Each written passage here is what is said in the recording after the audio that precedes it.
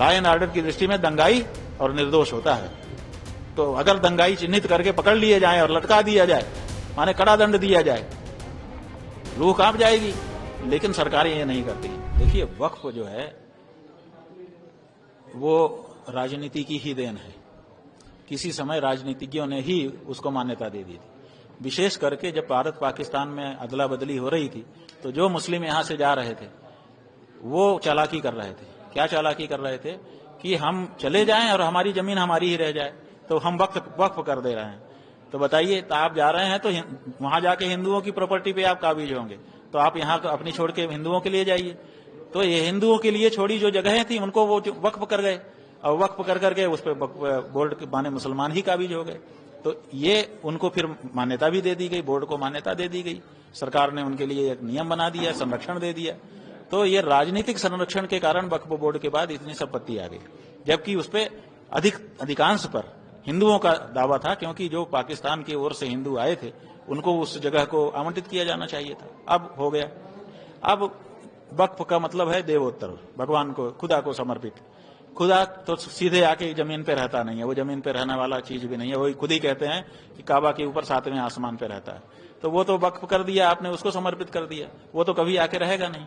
वो क्या करेगा, अपने बंदों को कहेगा कि आप यूज करो, माने मुस्लिम समाज के हक में उसका उपयोग होना चाहिए। अब वक्फ बोर्ड से ऑडिट किसी ने कभी नहीं मांगा कि तुम्हारे पास कितनी कुल जमीन है, उसमें से कितना तुमने उत्पादन किया, कितना मुसलमानों के लिए उसको लगाया। कभी किसी ने 78 साल में कोई ऑडिट ऐसा नहीं हुआ। आपने सचमुच उसका उपयोग किया कि नहीं? 12 साल तक अगर कोई खेत परती रह जाता है तो ये राज्य की सरकारें उसको राजसात कर लेती हैं कि नहीं? परती रह जाने पर कि परती है, आप जोत बो नहीं रहे हैं इसलिए हम राजसात कर लेंगे। अब 78 साल से इनकी जाने कितनी जगहें परती पड़ी हैं, आपने कभी राजसात नहीं किया। आपने कहा कि वक्फ बोर्ड का ही नियम चलेगा। अब आप राजनीतिक दृष्टि से संरक्षण देते रहे, अब राजनीति बदल गई। अब राजनीतिक दृष्टि से उसमें संशोधन करना चाह रहे हैं। संरक्षण भी राजनीतिक लोगों ने किया, संशोधन भी राजनीतिक लोग कर रहे हैं। मुसलमान ही इसमें कहीं ना कहीं कारण है। अब मुसलमान एक तरफ सौगातें मोदी ले रहे हैं, तो जब सौगातें मोदी हाथ फैला करके आप ले रहे हो, सेवैयां बना के खा रहे हो, तो ये भी तो सौगातें मोदी ही है। इसको इनकार क्यों कर रहे हो, थू थू क्यों कर रहे हो? ले लो। तभी तो मुर्शिदाबाद जैसी घटना हो रही है। भाई, मुर्शिदाबाद जैसी घटना कोई भी करे, मुर्शिदाबाद जो है, देखिए ये जब लॉ एंड ऑर्डर का सवाल आ जाता है, उसमें जब कोई मुस्लिम हिंदू कहता है तो हमको बिल्कुल समझ में नहीं आता। लॉ एंड ऑर्डर की दृष्टि में हिंदू मुस्लिम नहीं होता है।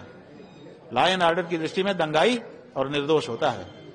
तो अगर दंगाई चिन्हित करके पकड़ लिए जाए और लटका दिया जाए, माने कड़ा दंड दिया जाए, रूह कांप जाएगी। लेकिन सरकारें ये नहीं करती हैं, और सरकारें ये नहीं करती हैं जिसके कारण राजनीतिक लोग ये सब बीच बीच में करते रहते हैं, निर्दोष जनता भरपाई करती रहती है। अब वहां हिंदू मुस्लिम की राजनीति आ गई है। भाजपा हिंदू की राजनीति करेगी, ममता मुस्लिम की राजनीति करेंगी। मारा कौन जाएगा? कुछ हिंदू कुछ मुसलमान, ज्यादा हिंदू कुछ मुसलमान। पार्टी के नेता कह रहे हैं कि मंदिरों में इन्हीं का कुछ नहीं हुआ। भाई, मंदिरों में तो ताकत नहीं है। आपके कहने से हम मान ले रहे हैं थोड़ी देर के लिए कि ताकत नहीं है, टूट गए। तुम्हारे माता पिता में भी ताकत नहीं थी, उन्होंने क्यों नहीं रोका? तुम्हारे दादा दादी परदादा परदादी कोई तो रहे होंगे, उन्होंने क्यों नहीं रोका कि हमारे देश में तुम बाहर से आए हो, आक्रमणकारी हो, खबरदार जो किसी को छुआ। हम तो मस्जिद को भी बचाते हैं, आप तो सबको बचा रहे हो ना, तो आपने मंदिर को क्यों नहीं बचा लिया? आप तो राजनेता हो, आपकी दृष्टि में तो सब होना चाहिए।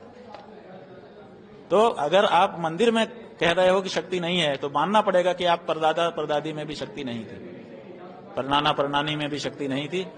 उन्होंने ये सब देखा अपनी आंखों के सामने होता हुआ। मानो, दोनों को मानो तो हम तैयार हैं, अन्यथा हम यही कहेंगे कि तुमको अभी पता ही नहीं है कि मंदिर किस दार्शनिक दृष्टिकोण से बनता है, कैसे उसमें देवता को आवाहित किया जाता है। देवता पूजा के लिए आते हैं, वहां अपनी शक्ति दिखाने के लिए नहीं आते हैं, और 3 वर्ष के बालक बनकर के आते हैं। जो धर्मशास्त्र है उसमें भी 3 वर्ष से छोटा बालक हमारी मूर्ति माइनर मानी गई, और आज का जो कानून है भारत का उसमें भी माइनर मानी जाती है। इतना छोटा कि खुद नहा नहीं सकता, खुद कपड़े पहन नहीं सकता। इसलिए भगवान को हमको नहलाना भी पड़ता है, कपड़े भी खिलाने पड़ते हैं, पहनाने पड़ते हैं, श्रृंगार भी करना पड़ता है, सुलाना भी पड़ता है, जगाना भी पड़ता है। तो जब हम इतना छोटा बच्चा मान करके उनकी सेवा कर रहे हैं, वो क्यों ताकत दिखाएंगे? ताकत तो बड़ों को दिखानी चाहिए ना। सरोज जी को ताकत दिखानी चाहिए, वो तो दिखा नहीं रहे। आप गाय की बात कर रहे हैं, एक जगह एक संत जी हैं वो कह रहे हैं कि हिंदू राष्ट्र से हिंदू गांव पे आ गए हैं। हाँ तो ठीक है ना, अब हिंदू राष्ट्र बनाने चले थे, कैसे कहते हैं कि दुबे जी बने थे, नहीं दुबे जी नहीं, चौबे जी चले थे छब्बे बनने फिर दुबे बन के आ गए नहीं, कहा तो हिंदू राष्ट्र बनाने चले थे, अब हिंदू गांव बना रहे हैं। अब हिंदू गांव आप बनाओगे, जिस गांव में आप बना रहे हो, पहले से वो जो जमीन आपने ली होगी हिंदू गांव के लिए, वो किसी गांव की जगह है, तो जिस गांव की जगह में आप हिंदू गांव बनाने चले हो, वो गांव हिंदू गांव है कि नहीं है ये बताओ। और अगर वो गांव हिंदू गांव नहीं है, जिसमें तुम्हारा बागेश्वर धाम इतना विशाल बना हुआ है, इतना प्रतापी, इतना सिद्ध, तो वो गांव जब हिंदू नहीं हो सका, तो तुम्हारे द्वारा बनाया गांव हिंदू कैसे हो जाएगा। वो ठीक है, राजनीति के लोगों के अंदर यही तो ताकत है, राजनीति के लोगों में ये ताकत है कि वो जहां चाहे भीड़ इकट्ठा कर दें।